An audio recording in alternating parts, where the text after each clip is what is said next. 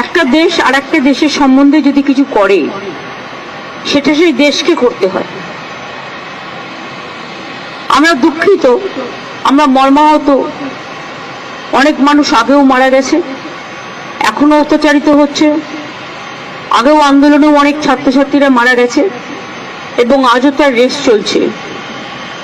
এবং আমরা তো কেউ ঘটনাটাকে সমর্থন করছি না, যে কোনো ঘটনায় যে কোনো ধর্মের ওপরেই হোক না কেন আমরা সেটাকে সমর্থন করি না, কিন্তু এক্ষেত্রে আমাদের ভূমিকা খুব লিমিটেড। তার কারণ এটা হচ্ছে, যেহেতু আমরা আলাদা দেশ, বাংলাদেশ আলাদা দেশ, এটা ইন্ডিয়া গভর্নমেন্ট বাংলাদেশ গভর্নমেন্টের সাথে কথা বলতে পারে, বলে অ্যাকশন নিতে পারেন। আমরা এটুকু বলতে পারি যে আমরা এক্সটার্নাল অ্যাফেয়ার্স পলিসির ব্যাপারে তৃণমূল কংগ্রেসের স্ট্যান্ড হচ্ছে যে যখনই গভর্নমেন্টে থাকুক না কেন আমরা গভর্নমেন্টের স্ট্যান্ডটাকে সাপোর্ট করি।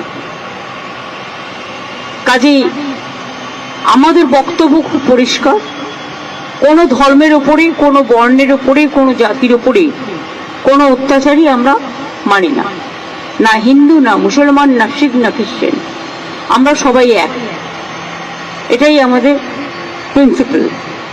সুতরাং বুঝলে, আমার কথা দিয়ে বুঝতে পারলেন, আমরা যেসব ঘটনা আজ নয় গত 1 বছর ধরে ঘটছে, প্রত্যেকটা ঘটনার জন্যই আমরা দুঃখিত।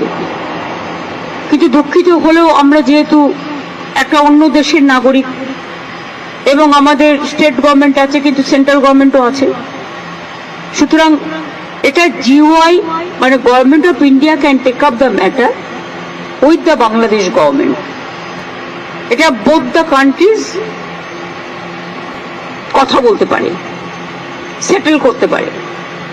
এক্ষেত্রে আমাদের তো কোনোভাবে ইনভলভ করা হয় না এবং আমরা জানিও না। তিস্তা ব্যাপারে চুক্তি হয়ে গেছিল, আপনারা জানেন, যে আমাদের জানানো হয়। কাজে আমাদের দিক থেকে আমরা বাংলাদেশকে ভালোবাসি, বাংলাদেশও আমাদের ইন্ডিয়াকে নিশ্চয়ই ভালোবাসে, বাংলাকেও ভালোবাসে। আমাদের ভাষা, সাহিত্য, পোশাক পরিচ্ছদ সবই এক। রাজনৈতিকভাবে যাই মতভেদ থাকুক না কেন, আমরা এটা নিশ্চয়ই চাই না যে কোনো ধর্মে ধর্মে বিভেদ হোক এবং তার কোনো রেশ কারো উপর পড়ুক, এটা আমরা কখনোই চাই না। এবং সেন্ট্রাল গভর্নমেন্টে যারা আছেন তারাও তো পার্টিকুলার একটা ধর্মের বিরুদ্ধে প্রচন্ড একটা ভিন্ডিকটিভ অ্যাটিটিউড নেন। আমরা মনে করি কোনোটাই ঠিক নয়।